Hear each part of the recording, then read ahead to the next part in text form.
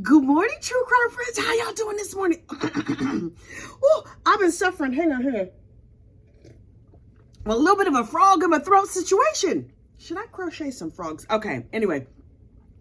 I'm sitting here getting my coffee together, getting my life together, getting everything ready for my morning little video, right? And so I was like, what is good for background music? So I put on, over here on the YouTubes, Grown Woman Vibes. Child, okay, first of all, never in my life have I started my day with like a little morning video, podcast, whatever on the YouTubes. And I was like, I don't understand the appeal of it. It doesn't make sense to me. And then I discovered Grown Woman Vibes. Child, she is over here reading Shirley Strawberry's husband, Nesto, for absolute filth. I am screaming, laughing, hollering. I almost dropped my cup of hot coffee on myself. Child, woo, it's a situation. So now I understand the beauty of a morning video, because sometimes you just need that in the morning. Get your spirit up, get your little kiki going, have a little laugh. Today is Friday. What's today? Friday, January the 8th, 2023. See, y'all have been getting on me about messing up my facts. And yes, we fact adjacent over here. We not like facts. You're not here for facts. You're here for gossip, rumor, and innuendo. Sometimes I hear rumors about the date and I report them only to find out later that I was in error. In fact, yesterday I called, what's her name? Donna Adelson, called her Ruth Adelson. Y'all knew who I meant. Y'all knew who I meant. Anyway, the lady who's in jail. Look, we have to have a conversation. The state of Texas versus Lisa Dykes. I won't call her Lisa Ann. I don't know if her middle name is Ann. Lisa Dykes. This is a case that comes to me from our good true crime friend, Brandy Churchwell, over there on the 13th Jurors. So y'all know I spend all day in chat when I'm not busy and working and doing 100 other things with one Brandy Churchwell, because I'm kind of obsessed with her. I would fully stalk her, but y'all ain't got that kind of free time. I can't be stalking people. I got dogs that bark. I got a house. I got a job. It's things I have to do. So look. So I had never heard of this lady. And I don't think Brandy had ever heard of this lady. But another case got delayed. And so Brandy was like, let me focus on this Lisa Dykes case. This case is 100 kinds of crazy. 100 kinds of crazy. Every little bit of crazy that's out here in the universe, they just shoved right into this case. And so I have decided to start a Lisa Dykes playlist. Well, the state of Texas versus Lisa Dykes. Although we should not be focusing on these evil criminals, I should probably call it wait, I wrote down her name today so I could pronounce it properly. Mariasela Botello. We should start us a Mariasela Botello playlist, because she is the aggrieved party. She was unalived by these Mamalukes. That's Italian for idiot. These Mamalukes done went unalive this child. And I was like, oh, that's terrible. But then we found out more about the situation. So to recap, in case you didn't watch yesterday's video, and if you didn't, why didn't you watch yesterday's video? Where was you at? Okay, so look, I'm going to give you a brief recap. Lisa Dykes was being a sugar mama, right? And so she went out and she hooked up with this young rapper, a young black man who was all tattooed up and full of crime and whatever. He's not a criminal because he's a rapper. He's a criminal because he had committed a whole bunch of crimes. He also really, really liked the ladies, and he was just like dating all the ladies all over the place. Okay, fine. So he hooks up with a woman old enough to be his mama, Lisa, and she's like, I'm gonna be your sugar mama. So she was tricking up her cash on this fool. And then Lisa was like, oh wait, I thought I had long money. I know this other criminal lady. She's just my friend, but she potentially unalived her husband, and she got a lot of money. So by comparison, Lisa is just Splenda, and Nina, she's the real sugar mama. She the brown sugar mama. She got that deep money. So together, if you combine Splenda and regular sugar, or even Splenda and brown sugar, child, that's Splenda Blend. Together. So going forward, we will refer to them as Splenda Blend. So Splenda Blend is having an intimate relationship with this young rapper, Chuck Gorgeous Chuck. I think he called himself Chuck Gorgeous, child. He was not. He was a whole mess.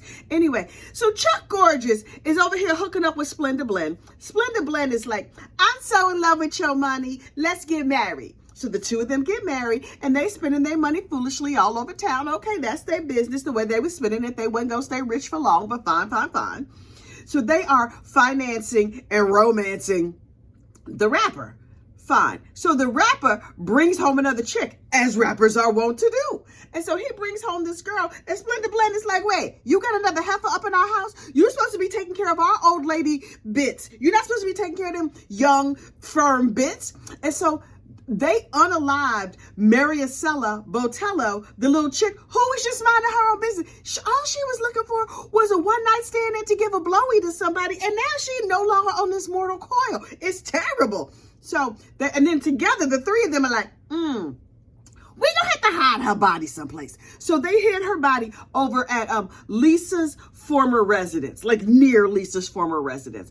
Okay, now that story is terrible. And I know you're thinking to yourself, how could this story get worse?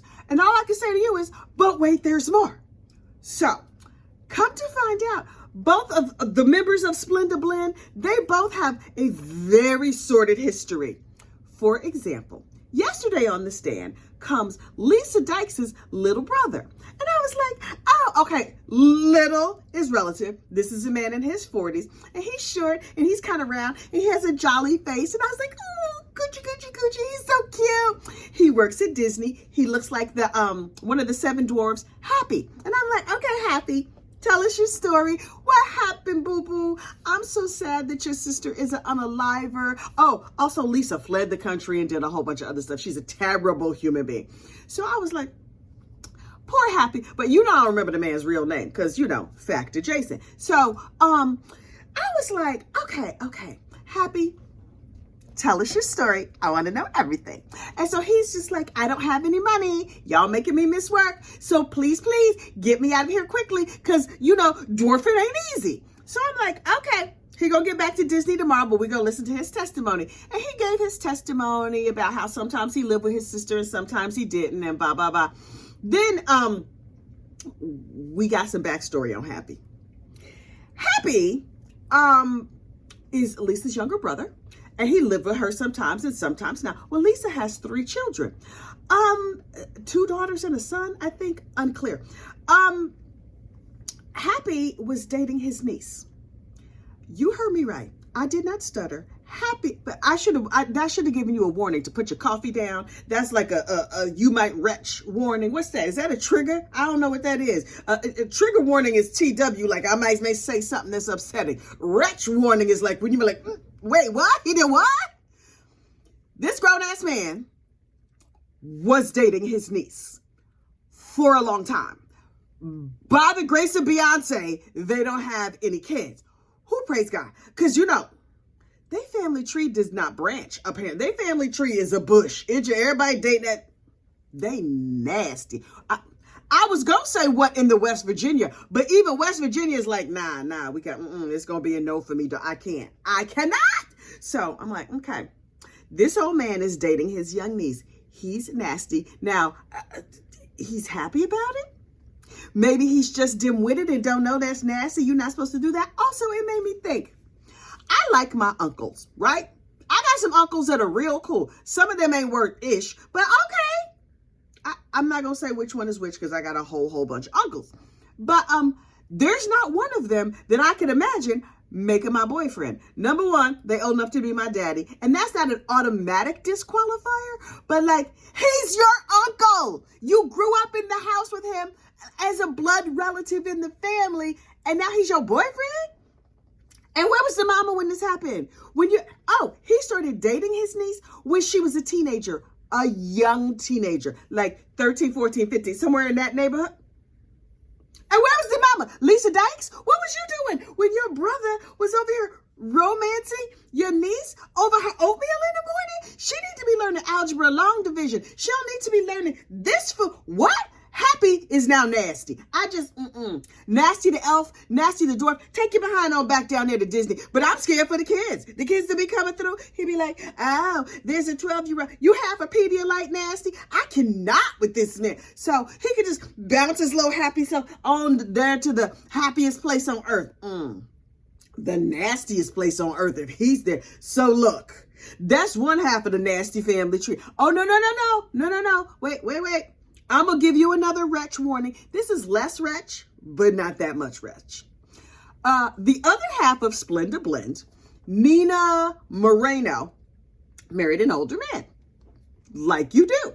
She was in her 30s and 40s. Her husband was in her 80s. Now listen, I don't necessarily have a problem with this, especially if the man is not your blood relative. He's not your uncle, your grandpa, your daddy or nothing. Then go on and date him if that's what you want to do. Me personally, I have a certain standard. I am 100% willing to date men in the 80 to 100-year-old range, provided they are billionaires with a heart condition. Now, I'm not saying that I am a gold digger.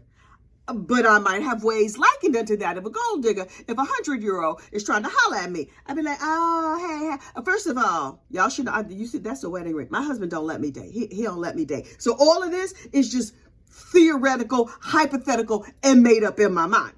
But say a 100-year-old billionaire came up and he was trying to holler. I'd be like, hey, grandpa, how you doing? Hey, great-great-grandpa, how you doing? I rub the little bald spot on his head because you know he bald.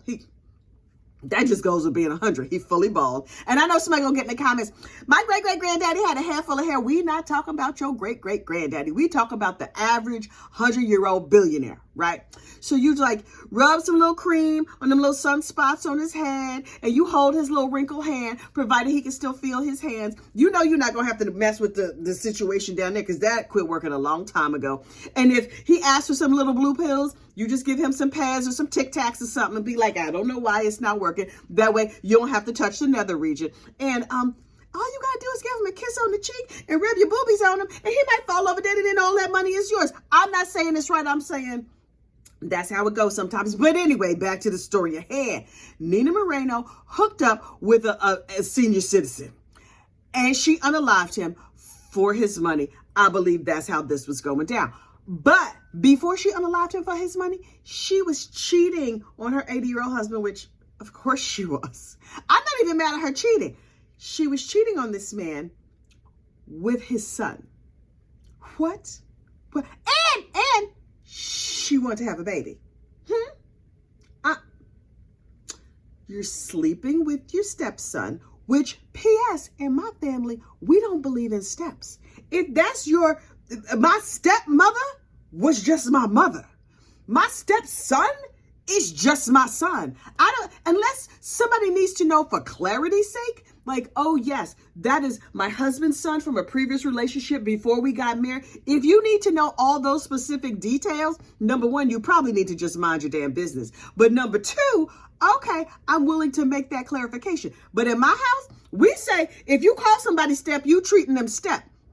That's my son. Yes, I am too young to have a 34-year-old son, although not really. But yes, I have a 34-year-old son. Is he technically a stepson? Sure, but he's still my son. So this heifer was having an affair with her son and trying to have a baby. The level of nasty is just too much. I told you was going to need a wretch warning. Also, this entire story, Miss Brandy Churchwell, I'm sure she's going to make a nice flow chart, and it should be printed on puke bags because that's what you need to follow this story. These people are out of their minds. So, Maricela Botello, may she rest, got involved with a whole group of nasty people. To recap, one was a career criminal, one was a supporter of Pedialyteness, and the other was a son diddler. The nasty is almost too much. But wait, there is more crazy in true crime, and Court TV is calling this one the car crash vigilante case. And I was like, how'd that work? Now look, you know I've only seen, it's only in day 2 or day 3 of trial. So we're not that far in. Let me just give you the broad strokes of what happened. An older black gentleman was driving his truck down the street, and it is believed he was having some sort of medical emergency because they say he was behaving kind of like he was drunk, but he wasn't drunk. There was no smell of alcohol. They believe he had a diabetic situation, and sometimes he would go into diabetic, whatever they have, hypoglycemia, hyperglycemia, I don't know. He was having a diabetic situation, and he got into a fender bender, and then he drove off. And the woman that he got into the fender bender with was like, wait, you can't just hit my car and drive off. And so she gets on the phone with 911. Hey, I'm trying to keep him from hurting other people. I'm going to go get his tag numbers. And 911 was like, girl, don't chase him. Let it go. Leave it alone. Get the color, make and model of the car. We'll find him, whatever. She's like, no, I'm going to do this. While she's on the phone with 911, she pulls up, cuts the guy off in traffic, jumps out, and is ranting and raving in front of his car. Ma'am, you doing too much. While on the phone with 911. So sometimes we have to guess about what happened. In this particular case, child, we got the audio tapes. And you know how the world works today. You know somebody probably also got it on their iPhone. There was some bank cameras looking down on this situation. But the police ain't have to work that hard because all the recorders was right there at the 911. And so she's like, get out of the car. You cut me off. Blah, blah, blah, blah, blah. Then the heifer pulls out a gun, gets into an altercation with the man. And then they were struggling over the gun, and she shoots and kills him. What? Ma'am, and now she's claiming self-defense. She's like, you know what happened? I chased this man down and then assaulted him with a gun, and then I had to defend myself. Ma'am, a young white woman. Karen's gone wild. Ma'am, what was you going to do? A citizen's arrest? He's having a medical situation, but you ain't know all that. You just made a decision out there on the street. You know what I'm going to do? Because I'm in Georgia, and she was 21 years old. Ma'am, you have ruined the rest of your life. Behind a fender bender? You don't got Geico or nothing? You were just righteously indignant. These Karens going to sit down. We also call Karens Lindsays, because Lindsays be doing too much too. This Lindsay, but you know what? The law was going to sit her down. Hopefully sit her and she sat there, girl, with the mean method. Ma'am, you might want to take a lesson from that Pedialyte Happy. At least he had the common decency to have a smile on his face and like a bubbly disposition. You sitting there looking mean and mad and nasty. Like, girl, you going to jail. And her lawyer was like up on the court TV. We believe this is a self-defense case. And on the 911 call, she said, oh, he grabbed my gun and he pulled the trigger and shot himself. Ma'am, how'd a gun get in this fender bender situation? How'd that happen? How'd that happen? And it was 4 years ago. After 4 years in prison, this girl looking rough. Prison has not been kind to her. And I'm glad prison don't need to be kind to her because clearly she's not kind to nobody else. This happens a hot ass mess. Can you say hot ass mess on the YouTubes? Do you have to call them a HAM? Hot ass. Yeah, she a ham. She a full ham. She a whole pig, not just a ham. Child, a hot ass mess. Okay, look. In other prisoner news, Donna Adelson, speaking of Lindsay's, Donna Adelson has gone full Lindsay down there at the jail. Apparently, they're not treating her with the kindness and dignity that she has come to expect in her life. Can you imagine waiting till you get to be 70 and get your behind caught and go to prison? I suspect, based on just because I decided, she not gonna make it to trial. Number one, I think she may lose the will to live. I'm not saying she gonna unalive herself. I'm saying her will to live gets smaller and smaller every day. She's lived a whole lot, a long time in delusion that it was all gonna be okay and that she could unalive her son-in-law and everything was gonna be cool and nobody was gonna mind because she really didn't like him that much. So of course she could unalive him. That should be fine, right? Right? Wrong, ma'am. So she's claiming to the jail. Number one, excuse me. Yes, I know I tried to flee to Vietnam, but that was just for like a vacation or something with a one-way ticket and all my worldly belongings in a suitcase. I was not trying to flee justice. We were just going on a trip. We were not sure when we were coming back. Okay. And she was like, in prison, they make me sleep on the floor. Ma'am, you on a mattress on the floor. You lucky you got a mattress. Ma'am. prison is not where you go for luxury accommodation. Also, in a small county in North Florida, child, you know that's basically Alabama, right? You a lady in Alabama in prison, and you mad at the accommodations. And she was like, I sat in a cell naked all day. Number one, don't nobody want to see that? Don't nobody want to see that? Y'all know I'm jealous of her weight, right? She only weighed like 3 ounces. But also, we discovered on yesterday's video that when you only weigh 3 ounces like that, you get cold fast. No, thank you, because I don't want to be cold either. This fat, all this insulation, I got plenty of insulation. Her little skinny behind, she's like, they made me sit naked in the cell all day. How'd you get naked? Did you take your clothes off? Did you take your own clothes off so you had something to complain about? I'm just asking for myself, child, because I'm nosy and I am looking for information about your situation. So I'm like, okay. So Miss Lindsay is down there at the jail asking for the manager. Excuse me, lawyer, can you ask? P.S. Her lawyer has not even seen her in person, from what I heard. Her lawyer is like, I'm going to be down here in nice warm Miami on my 1,000 thread count sheets, and I'm going to write you up this nice complaint letter about the conditions in the jail. And they told her, according to her,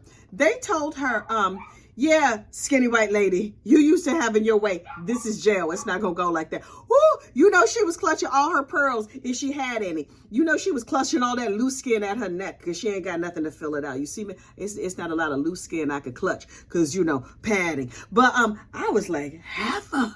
And apparently somebody went to take her medical information and she was like, I would like to see your credentials, please. And they were like, bitch, what? What? She was like, how do I know I'm giving my information to a medical professional?